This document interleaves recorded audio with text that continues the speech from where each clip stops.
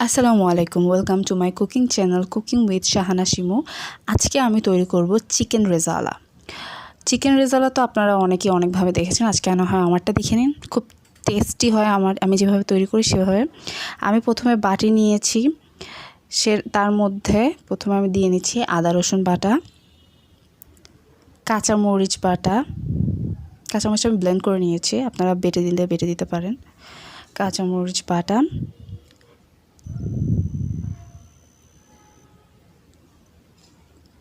দেন টক দইটা ভালো মতো ফেটিয়ে নিয়েছিলাম, সে টক দইটা দিয়ে নিচ্ছি। আর পেঁয়াজ বাটা দিচ্ছি 1 টেবিল চামচ, আর নারকেল বাটা দিয়ে নিচ্ছি 1 টেবিল চামচ। এখন এগুলো ভালো মতো মিক্স করে নিচ্ছি।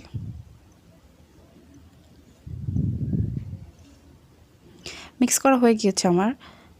এখন স্বাদ মতো লবণ দিয়ে নিচ্ছি। আমি লবণ এখানে 1 চা চামচ দিয়েছি, রান্নার সময় তো আবার দেওয়া হবে। এখন এই মশলার মিক্সচারটার মধ্যে আমি মুরগিগুলো অ্যাড করে ভালো মতো মিশিয়ে ম্যারিনেট করে নেব।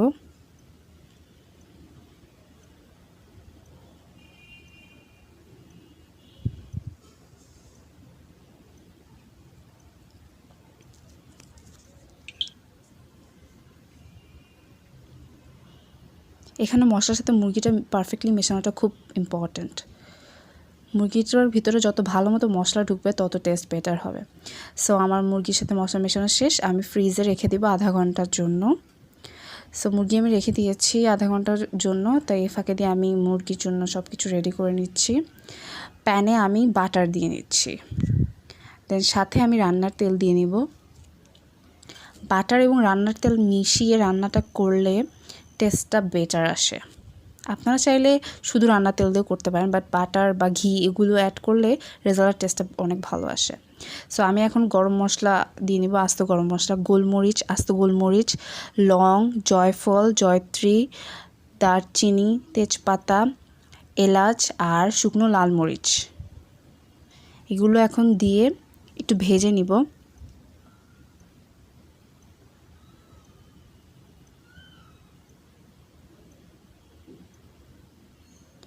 এখন আমি পেঁয়াজ কুচি দিব। পেঁয়াজ কুচি খুব অল্প দিব আমি, কারণ আমি এখানে পেঁয়াজ বাটা ইউজ করব। সো পেঁয়াজ কুচিটা অতটা ইম্পর্ট্যান্ট না, বাট অল্প একটু দিলে টেস্টটা আরও ভালো লাগে, দেখতেও ভালো লাগে। পেঁয়াজ বাটা দিয়ে নিচ্ছি। আমি এখানে 1 কাপের মতো পেঁয়াজ বাটা ইউজ করেছি।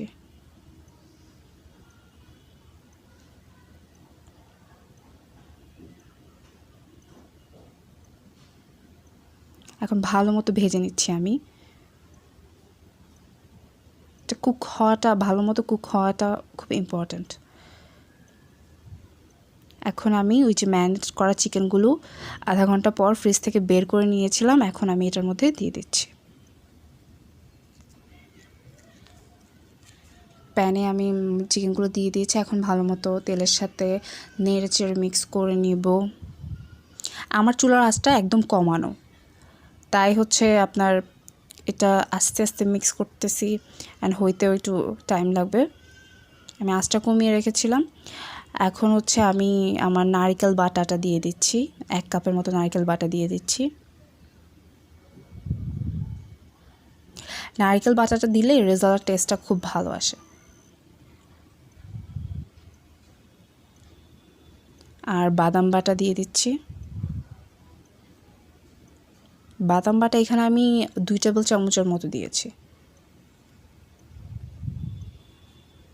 ভালো মতো চিকেনের সাথে মিক্স করে দেন আমি ফ্যাটানো টক দইটা দিয়ে দিয়েছি। সব মিক্স করে আমি দমে ঢাকা দিয়ে রেখে দিয়েছি। 5 মিনিট পর আমি ঢাকনা উঠিয়ে দেখছি যথেষ্ট পানি বের হয়েছে চিকেন থেকে। সো আমার আর পানি দিতে হচ্ছে না। আমি আস্ত কাঁচামরিচ দিয়ে নিচ্ছি। আমি 3টে কাঁচামরিচ দিয়েছি, যেহেতু আমি এর মধ্যে লাল মরিচ ইউজ করেছিলাম। সো আমার এখানে ঝাল অটোমেটিক হবে, আর মরিচ বাটা যেহেতু আছে। আর স্বাদ মতো চিনি দিয়েছি, আর দিয়ে নিচ্ছি 1 চা চামচ দুধের গুঁড়ো। নেড়ে চেড়ে সব কিছু মিক্স করে নিচ্ছি।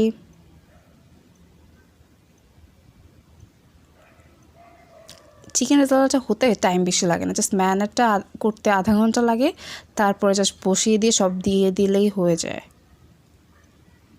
আমি চেক করে নিচ্ছি আবার। এখন আমি একটু জিরা গুঁড়া দিয়ে নিচ্ছি। আমার চিকেন রেজালাটা প্রায় হয়ে গিয়েছে, এখন জাস্ট জিরা গুঁড়াটা দিয়ে মিক্স করে 5 মিনিট রেখে দেব, দেন আমার চিকেন রেজালাটা রেডি হয়ে যাবে। সো আমার চিকেন রেজালা হয়ে গিয়েছে, আমি এখন একটু বেরেস্তা দিয়ে নিচ্ছি এর মধ্যে।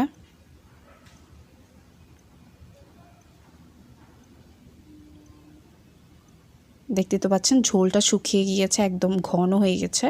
আমার চিকেন রেজালা একদম রেডি। সার্ভ করে ফেলেছি আমার চিকেন রেজালা। কতটা পারফেক্ট হয়েছে এবং কতটা থিক হয়েছে, আর চিকেনগুলো পারফেক্টলি সিদ্ধ হয়েছে দেখে বোঝা যাচ্ছে। আমার চিকেন রেজালা তো রেডি। আপনারাও দেরি না করে বাসায় ঝটপট তৈরি করে ফেলুন চিকেন রেজালা, খুব ইয়াম্মি হবে। আপনাদের বাসায় পোলাওর সাথে এটা ট্রাই করতে পারেন বা ভাতের সাথে। আমি পোলাওর সাথে ট্রাই করেছিলাম, পোলাওর সাথে এটা বেস্ট হয় খেতে। আর আমি আশা করি আপনারা এটা ট্রাই করবেন আর আমাকে কমেন্ট করে জানাবেন কেমন লেগেছে।